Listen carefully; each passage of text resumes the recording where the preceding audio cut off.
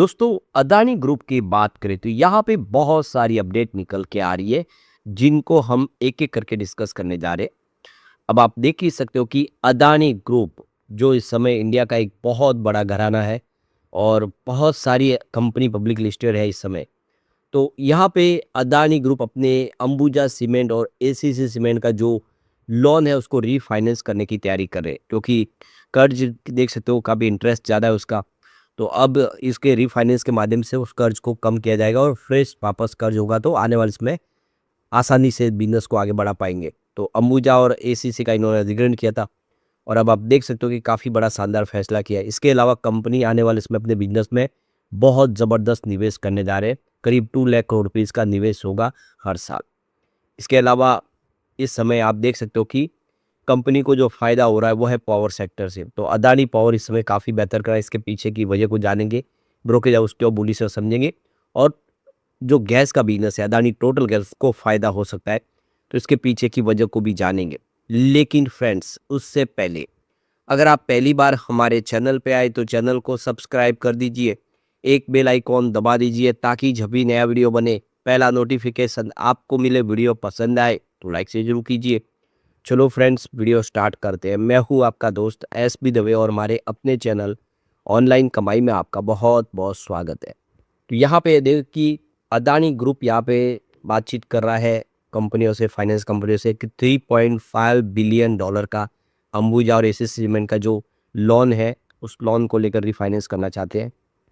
तो अदानी ग्रुप बहुत सारे लेंडर्स के साथ में बातचीत कर रहा है, जिसमें इंडियन बैंक्स भी शामिल हैं। तो वो 3.5 बिलियन डॉलर की जो लोन फैसिलिटीज़ है उसको यहाँ पे वापस रिफाइनेंस करेंगे। तो अक्टूबर 2023 में अंबुजा सीमेंट और एसीसी सीमेंट के अधिग्रहण के वक्त इन्होंने कर्ज लिया था। इन दोनों कंपनियों को इन्होंने एक्वायर किया था, उस समय कर्ज लिया था। अब उस कर्ज को वो रिफाइनेंस करने जा रहे हैं। तो ये देखो कि 3 ईयर का जो ये लोन फैसिलिटीज़ है वो रीपेमेंट होना है, तो उसको रीपेमेंट करने के लिए यहाँ पे वो नए कर्ज लेने की तैयारी कर रहे हैं। तो जो खबरें निकल के आ रही है कि इंडियन लैंडर्स जो है उनके साथ में बातचीत करी है ताकि वो अपने कर्ज को रीफाइनेंस कर सके। तो ये देख सकते हो कि यहाँ पे इस समय रिजर्व बैंक ऑफ इंडिया के तहत जो फरवरी 2026 में जो एक्वेशन को लेकर फाइनेंस जो फ्रेमवर्क खोला गया, जिसमें डोमेस्टिक जो बैंक है वो फंड दे सकते हैं जो किसी अधिग्रहण की हुई कंपनियों को लेकर। तो इसी का फ़ायदा यहाँ पे अदानी ग्रुप उठाना चाहता है। तो रिजर्व बैंक ऑफ इंडिया के नए रूल्स के तहत जो बैंकों को यहाँ पे अलाउ किया था कि वो 75% जो टोटल अमाउंट है एक्वेशन वैल्यू की वो यहाँ पे प्रोवाइड कर सकते हैं, और जिसमें आप देखें एटलीस्ट 25% का जो फंड है वो यहाँ पे इनको खुद को अरेंज करना होगा। तो यहाँ पे अदानी ग्रुप है जो अपने डोमेस्टिक बाज़ार से ही फंड रेज करना चाहता है। तो इस समय काफ़ी ज़्यादा बिजनेस फैलाया जा रहा है अदानी ग्रुप की तरफ से। विश्व का सबसे बड़ा आप सोलर प्लांट भी इन्होंने खवड़ा गुजरात में लगाया है। ऐसे में फ़ंड की आवश्यकता होगी, जो वो अब फंड यहाँ से ग्लोबल मार्केट की बजाय डोमेस्टिक मार्केट से ही लेना चाहते हैं। तो इससे पहले कि अदानी ग्रुप की बहुत सारी कंपनियां, जिसमें Adani ports, Adani green, Adani enterprises और अदानी ट्रांसमिशन ने बिलियंस ऑफ डॉलर जो है ऑफशोर मार्केट से उठाए और अब वो डोमेस्टिक मार्केट से फंड रेज करना चाहते हैं। तो 15,000 करोड़ के बॉन्ड्स डोमेस्टिक मार्केट से भी यहाँ पे उगाई की गई है, और आने वाले समय आप देखें तो 3,000 करोड़ रुपीज़ की रिटेल इन्वेस्टर से वो यहाँ पे इन्होंने निवेश लिया है। तो अदानी ग्रुप इस ऐसे समय में रीफाइनेंसिंग के लिए बातचीत कर रहा है जब जो पूरा ग्लोबल फाइनेंस मार्केट है वो काफ़ी ज़्यादा वॉलेटाइल हो गया है और बहुत ज़्यादा अनसर्टेनिटी दिखाई दे रही है। देखो कि जो इस समय एशिया में कॉन्फ्लिक्ट हो रहा है, तो उसकी वजह से आप देखें तो काफ़ी सारी प्रॉब्लम है, और ऐसे में अदानी ग्रुप भी एक सुरक्षित फंड लेना चाहता है ताकि आने वाले समय स्थिति को थोड़ा सा कंट्रोल में रखा जा सके। यहाँ पे देखिए यूएस की जो ट्रेजरी है वो उसकी देखो कि यील्ड में वृद्धि ज़बरदस्त हो चुकी है। 10 साल के यूएस ट्रेजरी रखे 4.27% तक पहुँचा, जो मार्च 2020 में देखे तो 3.93% के आसपास था। तो ये देखिए तो काफ़ी ज़्यादा वृद्धि यहाँ पे देखने को मिली है, जिसकी वजह से भी लोगों का रुझान बॉन्ड की तरफ पॉजिटिव हुआ है। एक जो बड़ी अपडेट और निकल के आ रही है कि अदानी ग्रुप ने कमिटमेंट किया है कि वो एनुअली 2 लाख करोड़ रुपीज़ का इन्वेस्टमेंट करेंगे एनर्जी नेटवर्क को मजबूत करने के लिए।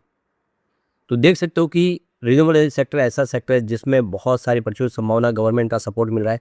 तो कुछ नेक्स्ट सेवरल ईयर्स में यहाँ पे कंपनी की तरफ से ये कहा गया है कि एनर्जी इंफ्रास्ट्रक्चर में बहुत सारा इन्वेस्टमेंट करेंगे, स्पेशली रिन्यूएबल एनर्जी में, इलेक्ट्रिसिटी ट्रांसमिशन में, डिजिटल ग्रिड मॉडर्नाइजेशन में, और इन सब के ऊपर कंपनी 2 लाख करोड़ तक का निवेश करने को तैयार है।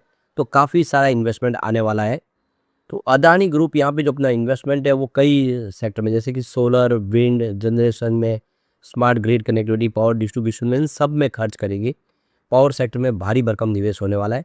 तो ये इशारा है कि आने वाले समय अदानी ग्रुप के लिए ये जो जितने भी रिन्यूएबल सेक्टर से संबंधित कंपनियां हैं वो काफ़ी अच्छा कर सकती है। अब एक जो बड़ी गुड न्यूज़ निकल के आ रही है वो अदानी पावर के लिए। तो जिस तरह से गर्मी बढ़ी है उसके साथ में जो बिजली की डिमांड है वो भी ज़बरदस्त बढ़ रही है। इस वजह से पावर सेक्टर के शेयर में निवेशकों की नज़र बनी हुई है।